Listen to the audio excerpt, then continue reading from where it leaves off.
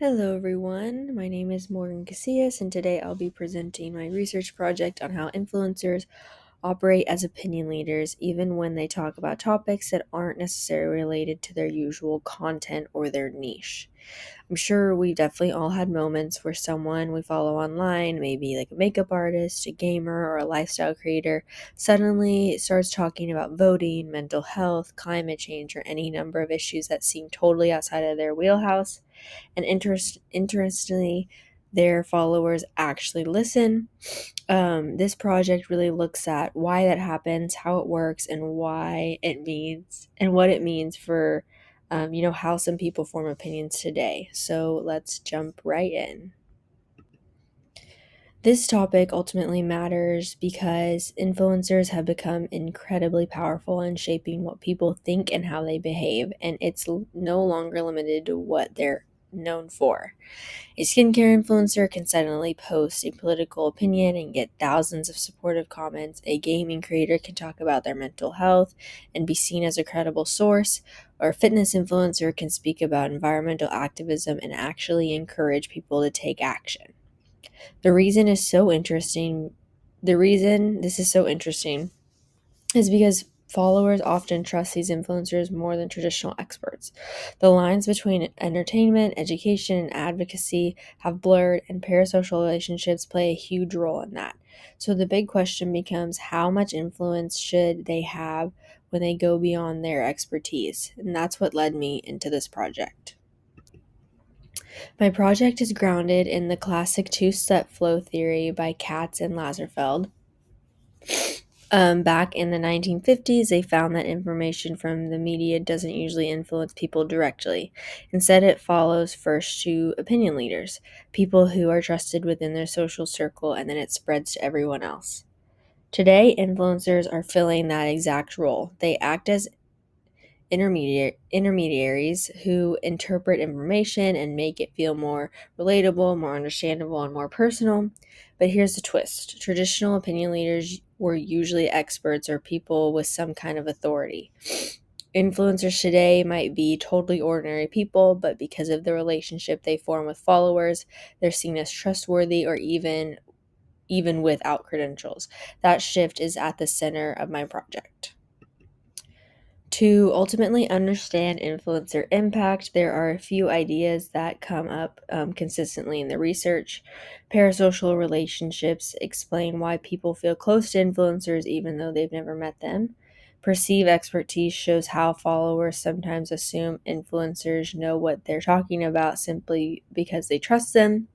Then we have the trust itself, which is usually the strongest factor in whether someone accepts an influencer's opinion. And finally, influencer type matters because lifestyle and entertainment influencers often develop stronger emotional bonds than political ones. All of these concepts help explain how influencers can cross over into new areas of influence. My project is guided by three key research questions. First, how do followers perceive influencers when they talk about topics outside of their expertise? Second, does trust influence whether people accept those cross domain opinions? And third, does the type of influencer matter? These questions aim to capture not just the behavior, but the underlying reasoning behind why followers extend credibility to influencers in new areas. These hypotheses reflect patterns I saw in literature. I expect that higher trust will predict a greater willingness to accept off-topic opinions. I also expect that perceived expertise acts as a mediator, meaning that trust can make followers feel like the influencer ultimately knows what they're talking about. And finally, I predict that lifestyle and entertainment influencers will show the highest cross domain influence because they often build the most personal and intimate relationships with their followers. So now we're going to dive into the method overview. To answer these questions, I used a mixed methods design. The survey gives the quantitative data that shows patterns across a larger group of people, and the interviews provide deeper insight so I can understand why those patterns exist. I focused on ages 18 to 35 because this group spends most of the time following influencers and they tend to engage heavily with parasocial relationships. The survey will include 200 to 300 people recruited online through social platforms and university networks. Participants will select one influencer they follow closely and then rate statements about that influencer. These include how trustworthy they seem, how connected they feel to them, and whether they seem knowledgeable about off-topic issues and whether they'd accept their opinions. The interview portion will involve 15 to 20 volunteers from the survey. Interviews will be about 30 minutes each and conducted on Zoom. The goal is to understand personal experiences, not just statistics. For example, participants may describe a time an influencer discussed something serious or random or how they interpreted that moment. These conversations help show how trust and relationships shape influence. To analyze the survey results, I'll run regression tests to see if trust predicts acceptance. A meditation test will show whether perceived expertise explains part of this relationship. A moderation test will help determine if influencer type changes the strength of these relationships. For the interviews, I'll use thematic analysis to identify common themes like trust, reliability, and skepticism. I expect the results to show that trust is the strongest factor driving acceptance of off-topic opinions. It is also likely that followers create a sense of expertise based on how connected they feel, not based on real qualifications. I also expect lifestyle influencers to have the most cross-domain influence because of the intimate nature of their content.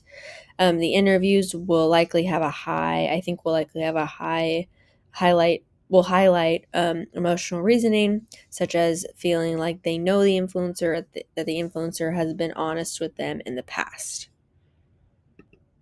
Diving into our limitations, I definitely think there are a few limitations here.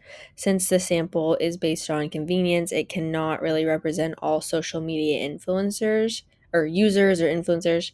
The survey is also self-reported, which can lead to a bias. And participants only talk about one influencer, even though people follow many, and that can affect the kind of responses they give. Also, because I focus on younger adults, older age groups might behave differently. Finally, there are additional factors like political identity and algorithm exposure that can influence opinions, but were not included in this study. This study matters because influencers have become central to how people receive and interpret information. When someone with no formal training can influence public thinking on major issues, it becomes important to understand how and why that happens. By exploring that, trust, parasocial closeness, and perceived expertise, this project helps shed light on how influence spreads in digital spaces. And as influencers continue to shape discussions on everything from politics to health, understanding this process becomes essential for media literacy and informed citizenship. Thank you so much for listening. I really appreciate you guys taking the time to listen to the project I've been working on this semester, and I'm happy to answer any questions and continue the discussion in our discussion posts. And I'm looking forward to hearing all about your projects this week, and I can't wait to respond to a few of them.